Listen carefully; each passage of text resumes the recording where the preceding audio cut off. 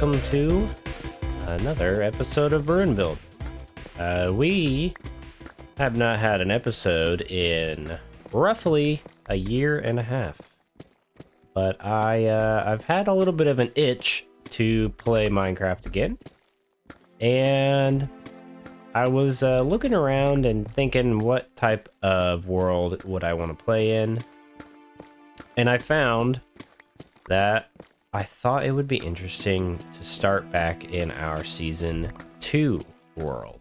Now, I am currently sick, so if my voice sounds a little different than what you remember, that's probably why. I'm really congested, and I've been dealing with this for like the past, I don't know, 2 or 3 days, I guess.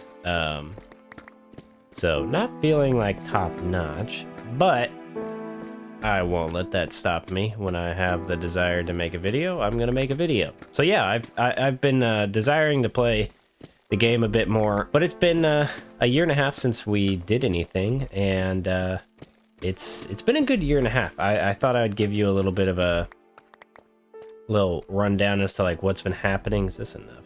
Yeah, it's probably enough. We're gonna do like a small build. I'm not gonna do anything too crazy. I mainly want to try out. Do you do this? Yeah. You do this, and then do you do this? Yeah. So I mainly just want to try out the tough blocks, and I thought we could do this in this area over here. So if you don't remember, the Season 2 world had the honey brew meadery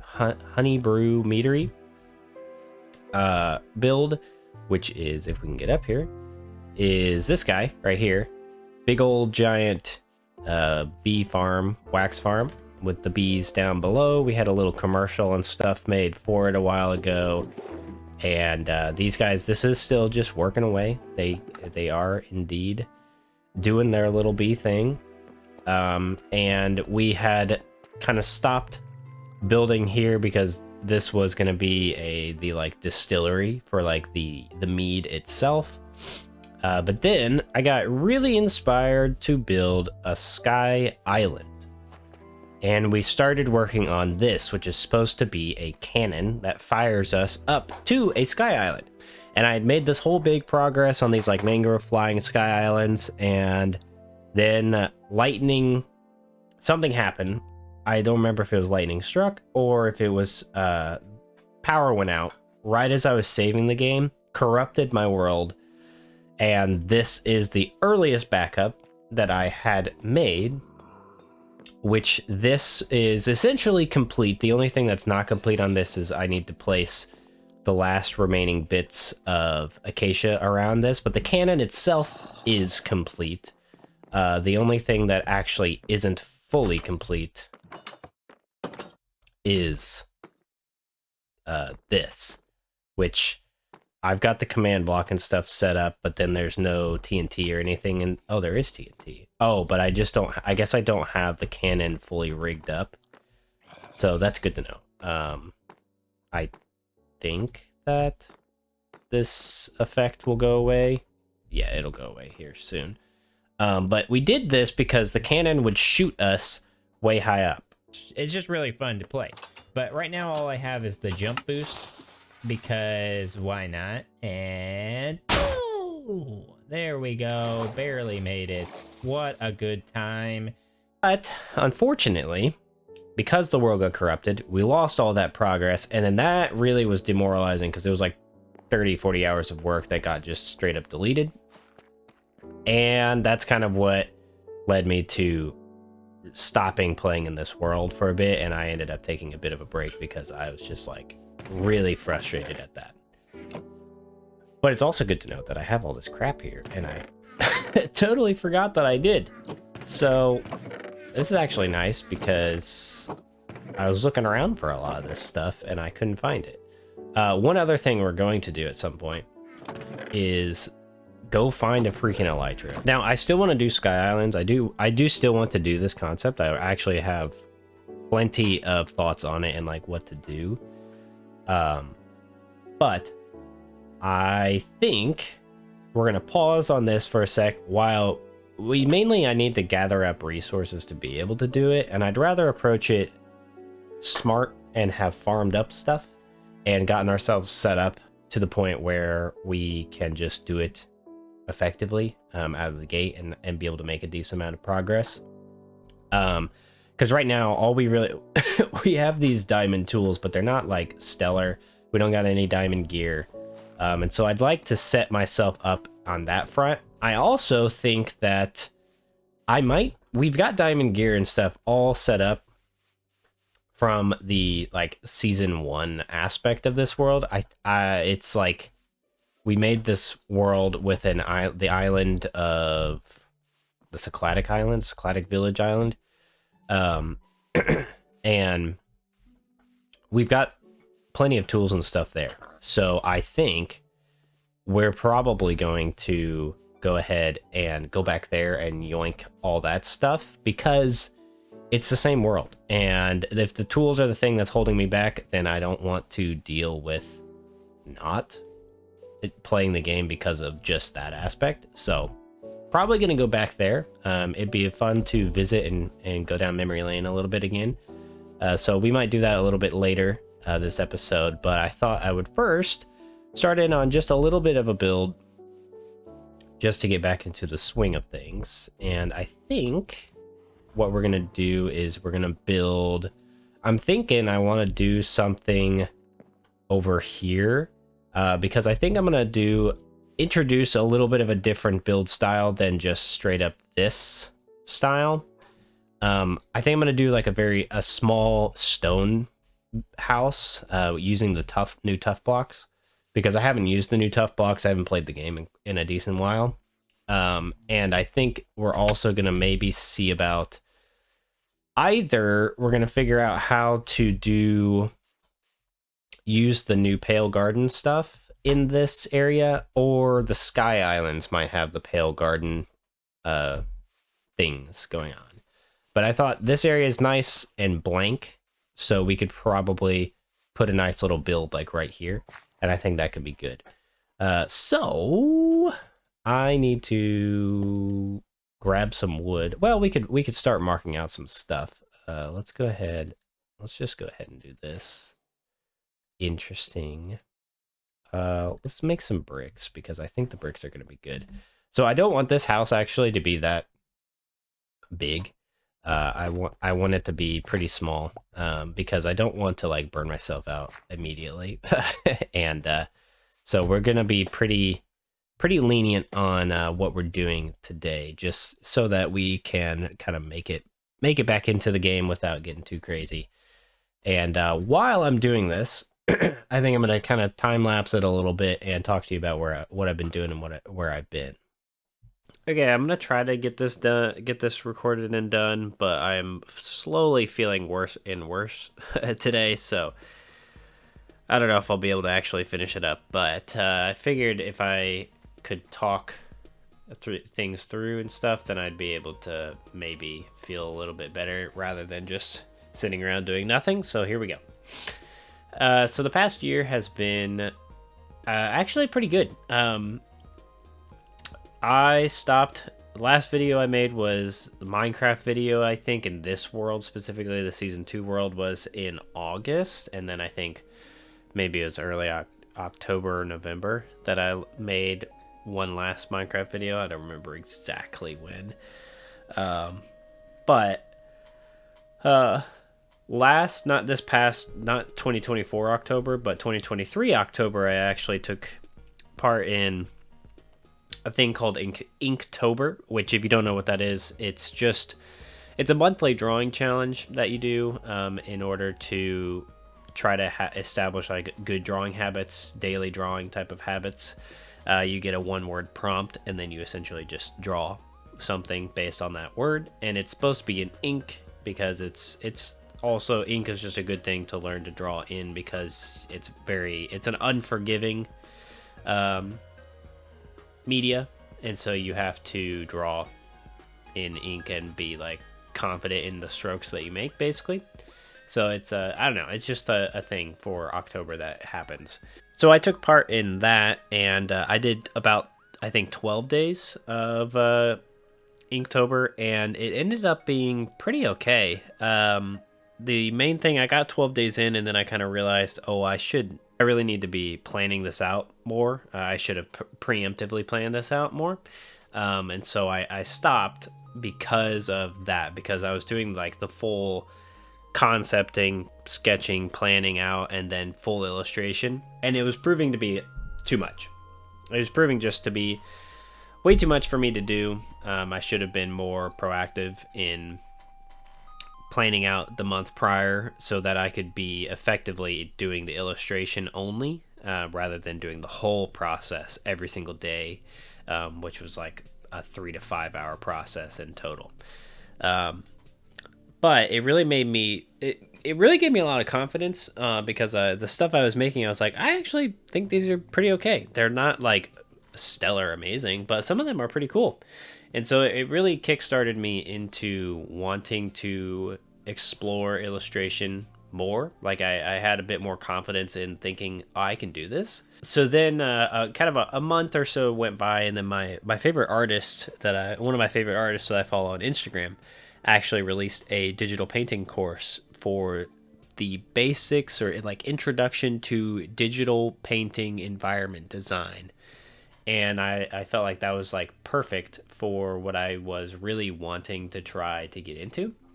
And so I purchased the course, and it's kind of one of those things. I don't know if y'all ever feel this way, if you like buy courses on Udemy or something like that, where it's like, I've bought courses before on Udemy, and they're like $10 because they're like 95% off like 95% on sale.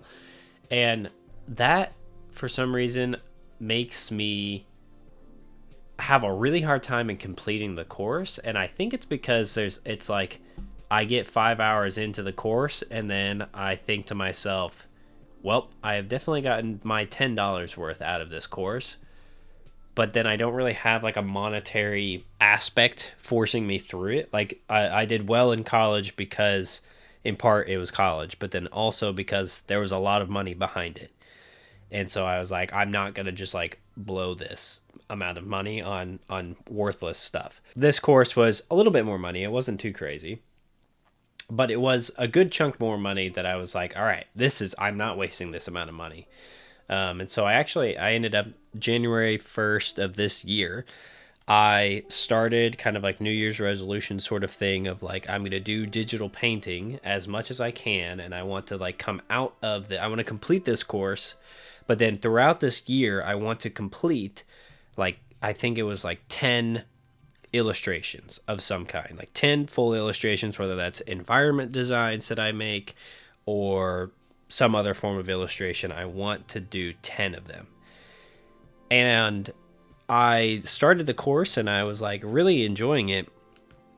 And these are the first 3 things that I made for that course, and they ended up being really actually a lot better than I thought they were going to be. I really didn't know how decent I was going to be at it. I thought maybe it's going to take a moment for me to really figure it out, but I ended up feeling really good about what I was making. And it was really, really cool. This first piece that I made, I ended up making, and it really became like my favorite piece out of all of them. It was like the first piece that I put together, and I was like, things just kind of came together. For some reason, the color palette worked really well, and the idea of it just seemed to work really well. And granted, the composition was based a lot off of the course composition that we were kind of like mimicking. So composition wasn't like totally original, but I was super, super happy with it. And I ended up later in the year, like a lot later, like a month ago, going back to it and redoing it with the skills that I felt like I had progressed in throughout the year, just to see how big of a progression I'd made. And it was just really interesting. This is the second piece that I made, and it was a little different, much more natural feeling color palette. Like I wanted to go more just like green hills, blue sky, kind of stereotypical bluish mountains. I ended up really liking this piece as well. Like it's got a really nice flow to it. I feel like the kind of like grass feels a little interesting. If I would go back and do this again, I definitely add a little bit of texture to the edges of the hills and stuff. I feel like they're a little bit too smooth. But all in all, I think that it's kind of interesting. And I was still figuring out the coarse brushes. Like he gave custom brushes for us to use and stuff, that are the ones that he uses. And it was overall a really interesting process, and this one I really like, just like the color palette. I think it looks really, really nice. And then the third piece was, it was kind of okay. I like the way that it looks and stuff, but it's like a really weird size. It was like right when I was thinking about doing it like a digital banner design for like digital advertising, which doesn't really make that much sense, but I wanted to try myself doing a really, really vertical size, and it was kind of weird, kind of a weird color palette to go with for the mountains and stuff. I'm not really sure how I feel about it. It was an interesting concept, but it's not anything too crazy or anything, but not my favorite piece. And so I completed this piece, and then I started continuing to work through the course. And during that time, during the working through the course, I ended up making this piece, which is like wholly original, entirely like my own idea. Something I was like, I had this idea of like, I want to make this like mushroom environment where there's just like giant mushrooms, giant mushroom landscape. And there's like a river that runs through it, goes from the foreground to the background. And then there's like a river, like lake or something in the background that you can see. And I had this like vision in my head as to what I wanted it to be like. And it ended up turning out pretty close to actually what I thought. I thought the texturing on the mushrooms was really cool. Some of the shapes and stuff were really cool. I was really quite pleased with it. And then I ended up adding like a little figure of myself wearing some weird hat in it, and it ended up being something that I'm really happy with how this looks. I feel like the depth of it actually is really effective and pretty good. I feel like I captured the detail in the background a lot better than some of the others, because I tend to get too in the weeds, I think, with the detail in the background, and I need to learn to let go and just like make generic strokes and let them be generic and basic, and that can still be effective for showing details in the background, because it lets your imagination fill in the blanks for you. And I need to not try to fill in the blanks myself. But this was like wholly original, first piece that was like, this is just me coming up with an idea. And I spent a lot of time on it, and I'm really quite pleased with it. I think it's really cool. This led me to doing, initially, I did this one that was starting out as this, like, this was what it was turning out to look like. And I got down kind of this route, and I was like, I wanted to remake like one of my first digital art environment pieces that I tried to do in college. And I was trying to remake this one that had stuck in my head for a volcanic environment design. And I just couldn't get it to work. And I was like, I worked at it, and like, I just hated it. I just did not like the way it was turning out. And so I ended up twisting this and being like, okay, I think I could use this for a different piece. And so I ended up changing and taking some of that foreground stuff and turning it into this final piece, which is a remake of another old piece that I had made that's like this creek design, essentially. But really just making this like multi-hilled creek design, and I really like how this one turned out. It's really heavy textured. It was also like trying to figure out how do you do water. I'm not totally sold on the water, but for the first time ever doing water with digital painting, I feel like it turned out all right. And it's definitely a huge improvement in comparison to the old one, that's for sure. But it was really interesting. I was really enjoying, like, this was another kind of like wholly original idea that ended up turning out pretty okay. And then came the end of the course, and I really wanted to make like one final piece, and it was right around the time of Easter. And so I made this ended up being kind of like almost like a little movie poster type of thing of three crosses, a big old cloud, and I really just wanted to do something that was like showcase like a giant cloud, but then also had like a really central piece of the cross. And I've had this like idea in my head at the time for like weeks, and just wanted to finally translate it and onto some form of illustration. And there's also a version of it without the words or anything. Um, and it's supposed to be just like a grandpa shepherd telling their grandson or granddaughter about the story of Jesus and like what the crosses stand for, and that these are like the original crosses, and this land is like, I don't know, it just like has this like story to it. I've thought about making kind of like a series of different things like this, and I thought it was really just a cool idea. And I actually really love how this all turned out. I think the depth of it and just in general the story of it all turned out really, really nice. And so I'm really pleased with this one. This is probably one of my favorite ones that I've made. I think it's just overall really effective. And still me trying to figure out how to do figures as well, because I really don't have any clue how to do figure drawing at all. And then I just kind of started doing stuff on my own for fun. I started doing some just like simple. It was supposed to be a 1 hour study, and then this one. So I started doing these just like 1 hour studies, get as much done as I could, looking at an image and referencing it and trying to just redo it. So none of these are really completed, but they are just trying to figure out different either styles, like using different tools, like this is using the polygon tool, or just really trying to get as much complete as I possibly can and get the idea of it out there. And so some of them were effective, some of them not as much, needed more time. And then there was one final one that I did that was a study of a guy that I really like his style, named Anton Fadiev. Just took a vertical crop of a composition of his and remade it in as close to it as I could get. And overall, I think I did really a pretty decent job of recreating it. Some of the proportions and stuff aren't totally accurate.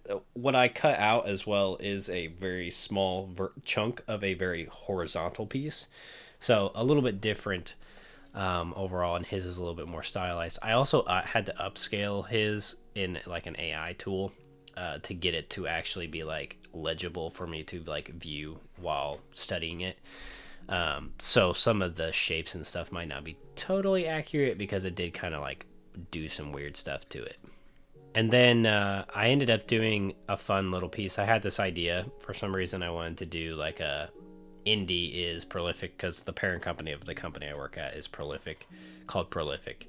And I really, again, this sort of like background style with the white bordering and like hard edges at the top are something that Anton Fadiev does, and I really wanted to like emulate that. And so this is just the city of Indianapolis, just a camera angle shooting up at one of the monuments and stuff, and it was just like an interesting, like I wanted to see like, I've done like stuff for my head, can I take a real world thing like a city and put it into an illustration and make it still seem like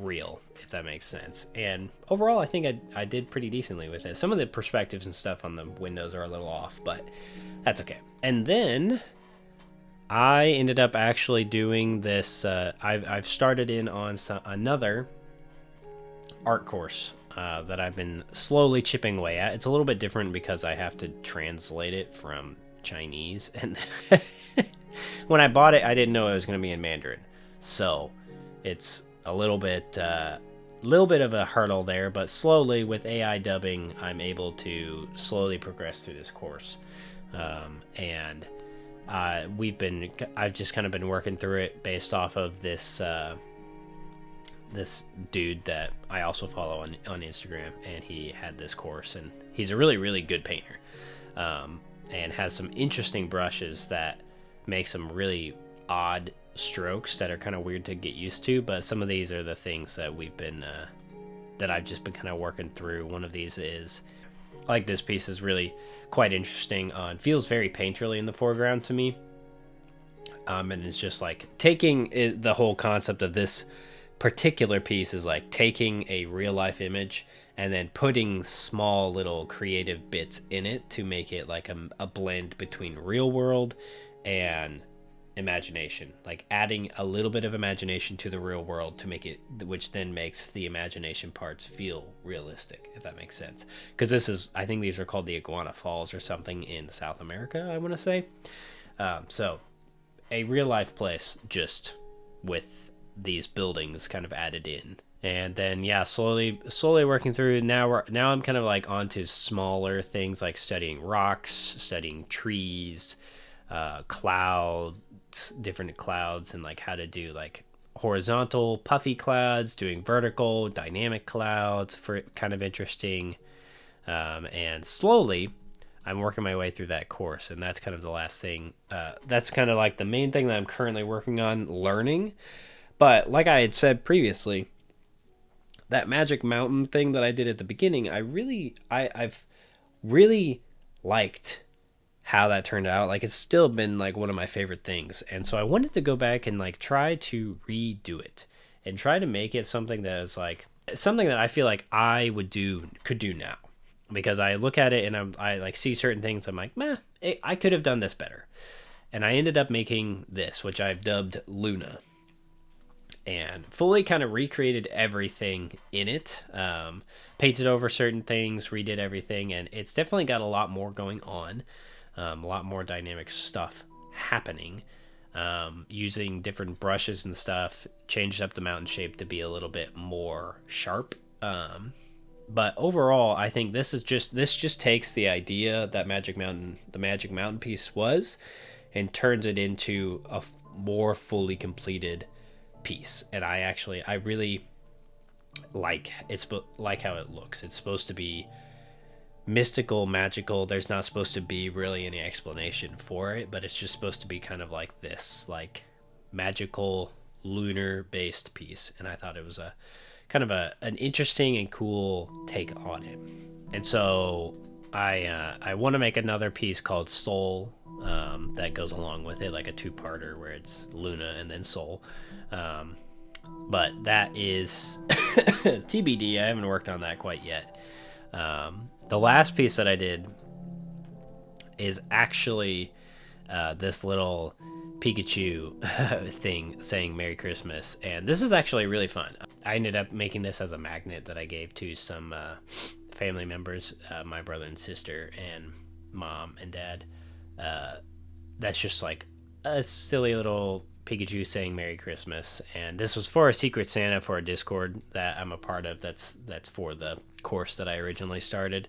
It's a totally different style, the foreground especially, totally different style, like way more, way less. There's like more detail, but there's less detail. Like, it's a lot more, what's it called? Is it cell shaded? I don't remember what exactly the term is, but not nearly as like painterly type of shading. The background is painterly, but what I was trying to do is kind of like emulate what Pokemon cards do, where the Pokemon itself is not very detailed in a lot of cards, but then the background has like a very different style, and it makes the Pokemon stand out a lot. So that was kind of the goal. That was kind of what I was trying to do with this. But that is the last piece that I actually ended up making, and it's been a very interesting year. And I need to probably wrap up recording because I cannot. My voice is not going to go on for much longer. So let's wrap this up and get back into looking at what the house actually ended up looking like. Hey, looky there in the distance. It's our Cycladic village. I haven't been back here in such a long time. Now, we are here currently to enjoy, of course, like enjoy what we've done. I love our little fish market, the bamboo farm. No chicken, darn. Storage is in there, which is what we're gonna go to. There's a lot of zombie villagers currently around because I was gonna restore them all. The bathhouse, still one of my, like, aesthetically, especially with shaders, is such a pleasant build. Like, I just love this. And having been now to Greece, accurate feeling. I feel like this is what Greece would have felt like before it was like destroyed like 6 times over. And then we've got our vertical windmills. Such a fun concept. Yeah, love this build. Glass to make it so that it's like foggy down there. Ooh, it's so good. Ooh, copper. I'll yoink all the copper. Why'd I leave copper behind? I'm a stack of copper? Yes, please. But we're here to steal back our equipment from here. I don't really want to necessarily steal anything else because I think I raided a decent amount of this like as I was leaving. I only brought mainly essentials. Like I think I brought saplings possibly. I actually don't remember. It's been so long since I've been here. I don't remember where I put the tools. I thought I would have left them here, but maybe are they just in like my ender chest? And I like used the ender chest as like a means of handicapping myself to where I have to like have the ender chest in order to get them back. I am an absolute fool. I ran over here for absolutely no reason. What am I doing? I should have... Why did I not just... This is literally what I wanted. I needed my Silk Touch pickaxe. That's all I needed. And there's stuff in here that's like... I definitely was working on the... What's it called? The cannon. Like, there's remnants of cannon-related tasks going on here. There's 2 ender chests at the cannon. I know that. I'm an idiot. I am just an idiot. I haven't played this game in so long. You have to give me a break. There's no shot I was going to remember that I put my stuff in an ender chest 2.5 years ago. We're just going to go back. We're going to go all the way back, drive through the night, and make our way back and finish up whatever the build that we're going to get to finish up. I can't believe I left everything in the ender chest and I forgot. Alrighty, and there is our little farmhouse. So I ended up deciding to go with more of a farmhouse idea than just, I don't know exactly. I didn't really have a total vision as to what I was going to be doing, but then I decided we were going to make all of this area over here, I believe, into farmland stuff, like this whole like island over here. And I think we could even chop down a lot of the Bruce tree, if you know him. No, birch tree. We could chop down a lot of the birch trees and make that into like just like this whole area over across the lake being like a really big giant farming area where it's not that much effort to like do. It's just a huge giant fields of stuff. I thought about we could do that, make it so it's like this area back here is where like the main town and stuff is, and then this is like their supply of food. I think that could be kind of interesting. And of course we're gonna work our way up, especially with the Pale Garden. I want to go to the Pale Garden I think next episode, but with the Pale Garden, all these snowy trees are going to be replaced, I think, with the new Pale Garden leaves, and I think that'll be really, really nice. But let's get down there and look. So eventually, these white blocks are going to end up being the pathway, but I've got a path started, and I love packed dirt. And then the mushroom block all together, like with it, looks so good. Such a fantastic color palette for a block and goes so well with dirt and stuff. Oh, it's so good. Also, before we look at this, I actually made it so this is completed as well. Fully completed this roof because it was super oxidized and it didn't look good in my opinion. So I went and waxed it all since we have so much wax underneath now. And I don't know if you can tell, the fences in there I swapped out for bamboo. Because now we didn't have, when we made this, we didn't have bamboo, but the yellow I think goes really well with the little apiary sort of honeycomb aesthetic going on up there. So that's cool. I'm glad about that. So this is what it ended up looking like. and I really like it. It's just like a baby version of this, but like toned down a lot, and it's also way easier to build. Like it took me a few hours, but it didn't take me like nearly as long as I was expecting to do like a build like this. And so very attainable for the time that I had, and I'm glad about that because I did not want to spend loads of time.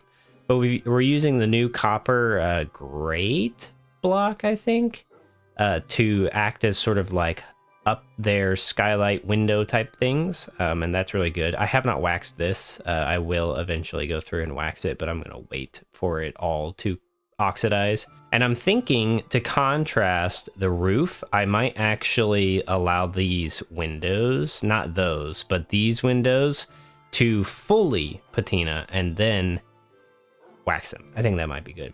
But on either side here, we've got cows. This is our cow zone, and my idea here was kind of twofold. So left side is cows, and then right side is chickens.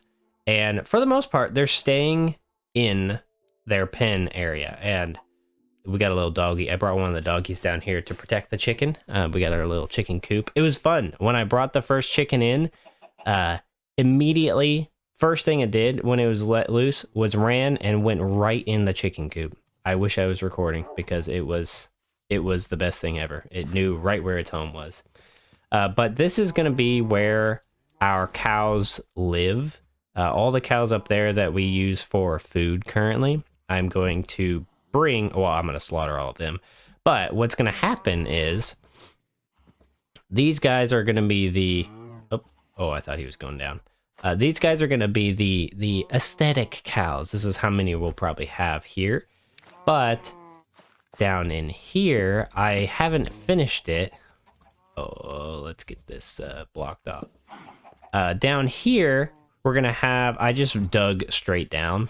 And what I think I'm going to do is just have a big old cow pen to breed up and be able to come down easy peasy. I'm going to have like a very small basement, and then we're going to just have like a little drop chute system where we can just drop down and breed up a bunch of cows and then kill them off, get a bunch of food and stuff. And I brought it down quite a ways so that when we're up above, we're not hearing a whole bunch of cow noises because they can get kind of annoying. But for now, we'll just block that off.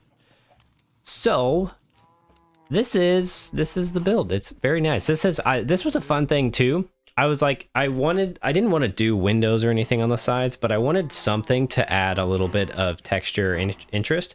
Glow lichen is fantastic for making this almost like wallpapery look.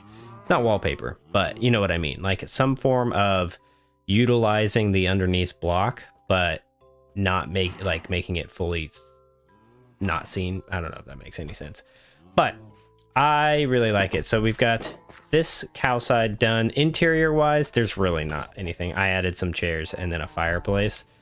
That's about it. I didn't go too crazy on that.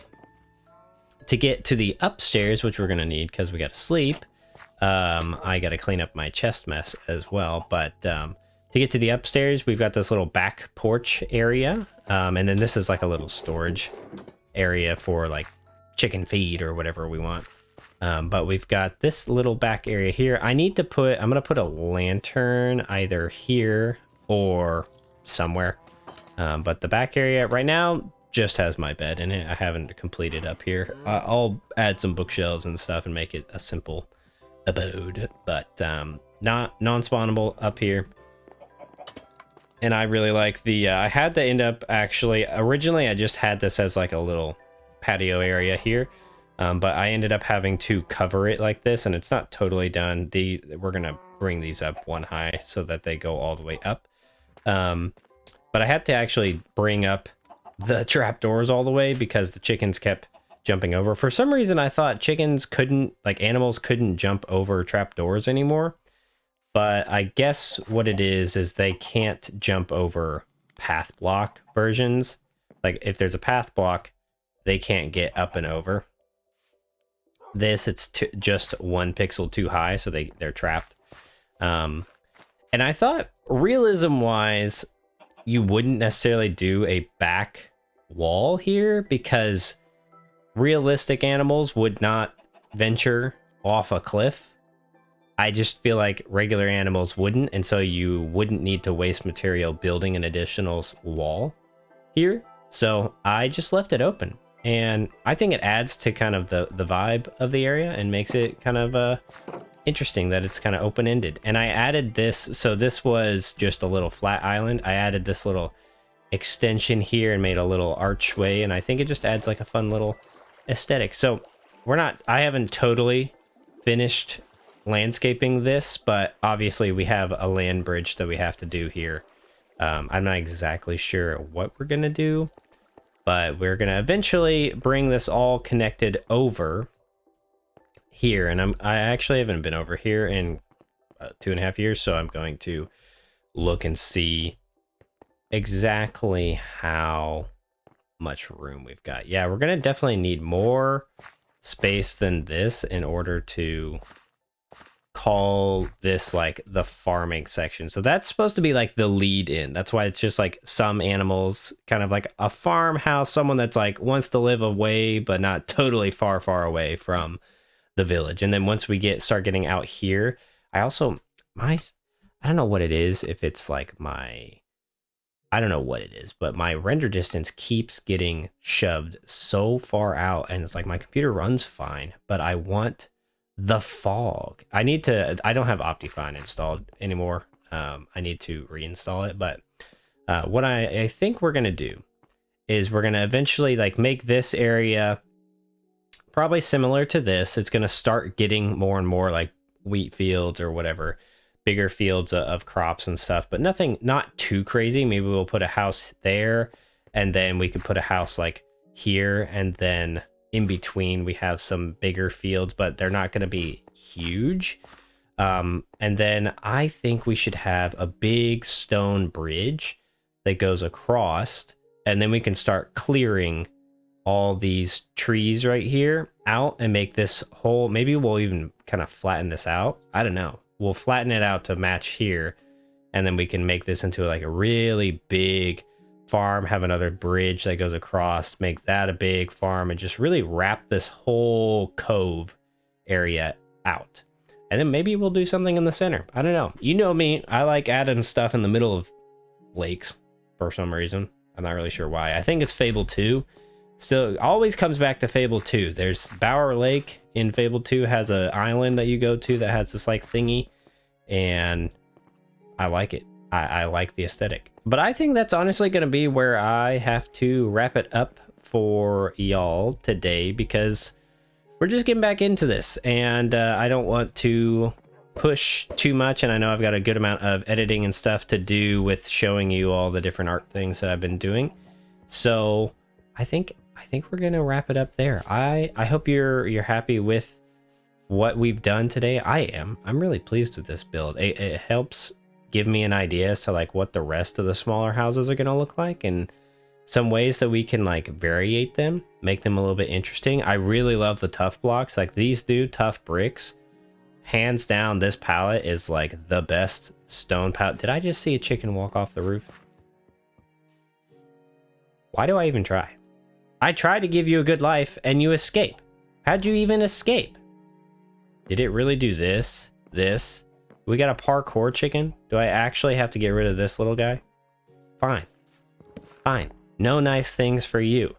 But like I said, Brewberries, I think that's going to do it for this episode. I hope you have enjoyed. I hope you are having good lives since I last talked to you. And hopefully we'll be back in not that long to have another episode of Brew and Build. Bye-bye.